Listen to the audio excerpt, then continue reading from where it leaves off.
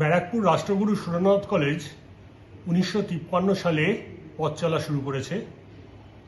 2016 সালে Barrackpore Rashtraguru Surendranath college college with potential for excellence ভূষিত হয়েছে ইউনিভার্সিটি গ্র্যান্ট কমিশন অফ ইন্ডিয়ার দ্বারা।